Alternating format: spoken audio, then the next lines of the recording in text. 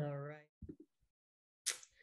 And so the why, as with everything, every behavior tells us a story, and it's no different when you're dealing with siblings. Their relationship is so different than the one that we have with our children. They have to navigate their families together. They have to navigate friends. They have to navigate currently the pandemic, and then also learning together all the time in their home.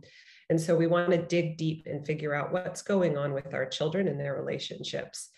When their behavior is negative with their sibling, are they looking for attention from us? Are they looking for connection, as we talked about a few weeks ago? Are they looking for space, physical space, mental space from us, from their siblings? Or are they trying to get something? Is it an item of value in the home, TV watching, an iPad, a toy that they are looking for with their behavior? So then we want to try and decode that. So that's that pause before we take any action to think about what's going on with my children and what's the best course of action. And then it's about being deliberate. And that's what we've been talking about a lot, is making a plan before time, so that you know when these issues arise with your children, you've got a plan of action, how you're going to interact with your children, and then your goals for them as parents, how they will interact with each other, with your support. And so when we're thinking about this picture of the book, they've got one book and these two children look like they are having a great time together, but as we know, that could turn sour in about 2 seconds if someone grabs the book, or I want to read that, or not that one, or you promised, or any of those interesting phrases that our children use. And so it's looking at what are the things in your house, in your environment, that are limited in terms of resources, and then scheduling around that. For younger children, even up to grade 2 or 3, and maybe even older, timers can really help. So, your sister's going to use this right now. We're going to throw the timer on for 20 minutes, and then it will be your turn. And so you start showing your children that we can share space, and that fair doesn't always mean equal. So it doesn't mean at the same time and the exact same thing all the time. Setting up routines around sharing, watching TV together. All this time it's your brother's turn to choose the show. And then next time it will be yours, having that sort of give and take, that collaboration and that compromise that we need to have when we're a part of a system or a family. It can help with that sense of control that children need. They know that they're going to have a bit of control over that. One of the most important pieces of information that I read in several articles was separate them. It was in bold, it was with exclamation marks, and that right now in particular, kids may just need us to say, it's time for you to spend some time apart. Another good time to use a timer, which is, we're going to spend an hour, you're going to be in this space, you're going to be in this space, and we're just going to have a break from each other.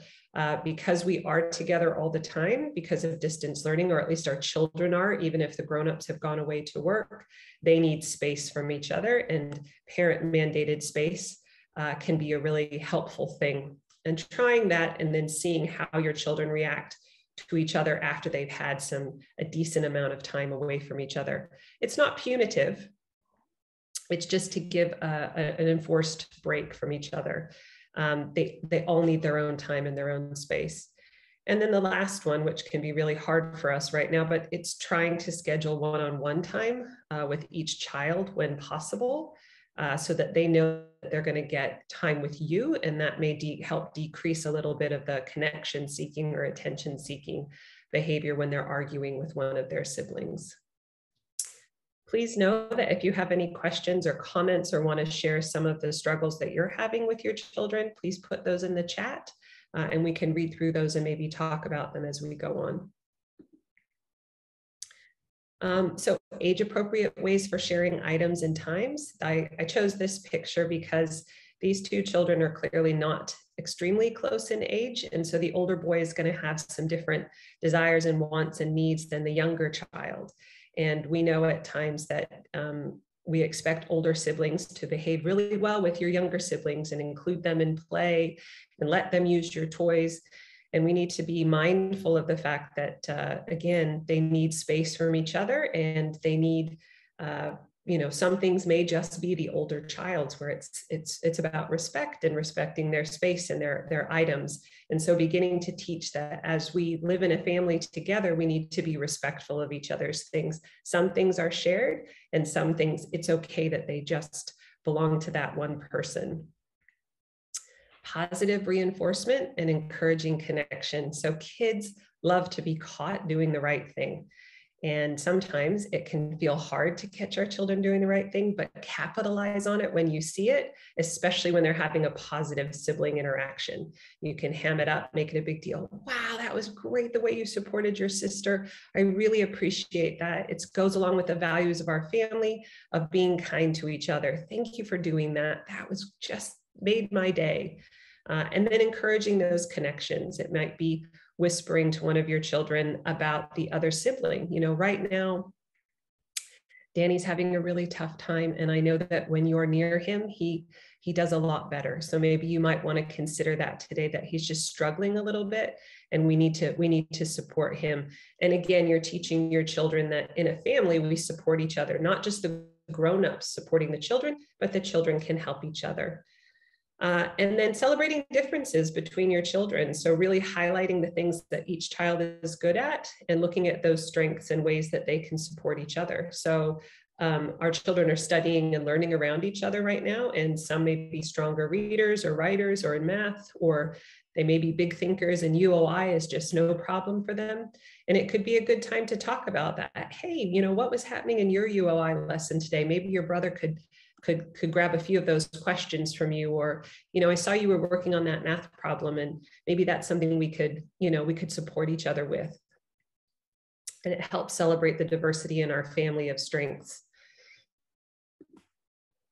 And this one was one that has come up a lot in the past for me as a counselor, is what to do when siblings are fighting, because, the bickering and the arguing and those different things, they come into play a lot, and you hear a lot of different philosophies on it. So let them sort it out themselves. They just have to figure it out, suck it up and get on with it. And then you've got others where parents are constantly intervening, and the kids don't really have any space or time to figure things out. And what I pulled together is that we don't want to send our kids out there to solve problems unless we've really taught them and practiced on how to do that. And siblings are a good way to do that within your family. So as the grown-up, it's about getting to the root of that recurring issue, whether it's time, space, or the thing. Model calming down for your children before trying to solve that problem. So using language like, I can see everybody's really angry right now. We need to take a couple of deep breaths, and then we're going to figure out how to solve this problem. And so you're modeling, what does positive conflict resolution look like? Then you need to listen to each child, and that again models for kids that everybody needs airtime, and that while one person's talking, even though they may feel a bit defensive about the situation, we need to be respectful and listen, and then create that plan together of how to move forward. For example, it seems like you really wanted the Xbox today, and your brother ran in and grabbed it out of your hand while you were right in the middle of playing a game. I can tell that this is a recurring problem. Maybe we need to look at a schedule. Would that help? What do you guys think? So mediating and then helping come up with some solutions for some of the recurring issues in the house. However, it's always parents' responsibility or caregivers to step in if there's physical harm or if you hear some sort of humiliation happening, because we need to be really clear with our children that we don't interact that way, not at home, not on the playground, not at school, not out in the real world. And so that was one of the really important points that was made in several of the articles. And then, of course, after you've taught these skills and practiced with your children at different stages and ages, it is then really appropriate to be able to say, you guys need to sort this out yourselves. If you've tried it and you can't come to a successful solution, please let me know and I'm happy to come step in, but I really need you guys to try this on your own first. And then you can start that cycle over again as they get older and you want to teach them, more advanced conflict resolution strategies. And then there's no Calvin and Hobbes today because Calvin doesn't have siblings. He just has Hobbes, and they seem to get along perfectly all the time. But as I was looking through, this one made me laugh because I feel like I hear this in my house at least 10 times a day. And I just wanted us to generalize with each other that we're all going through this. There isn't a single parent in the world with more than one child that hasn't experienced most likely all of these, and maybe all at the same time. And that really, especially right now, laughter is our best medicine. So if you can see some of these behaviors and have a little chuckle on the inside as you're trying to get yourself calm to deal with these recurring issues. And remember that there are a whole bunch of us all around the world and in Hanoi going through the same thing. I hope that little tidbit will help. So our homework for this week is just to be deliberate, as we've talked about. Take a pause, think about what's going on, talk with your partner about what's happening in the family. Make a plan for at least one section of issues that are arising on how to deal with them, so that you can have a concerted effort together to move forward, and then just give it a go. Try something different and then reflect on how that went. You might be surprised at one small tweak can make a huge difference, but making a change can feel like a Herculean effort. And then these are the 4 articles that I've mentioned so far: how to foster positive sibling relationships, should parents intervene when siblings fight, when siblings won't stop fighting, and how to help siblings get along.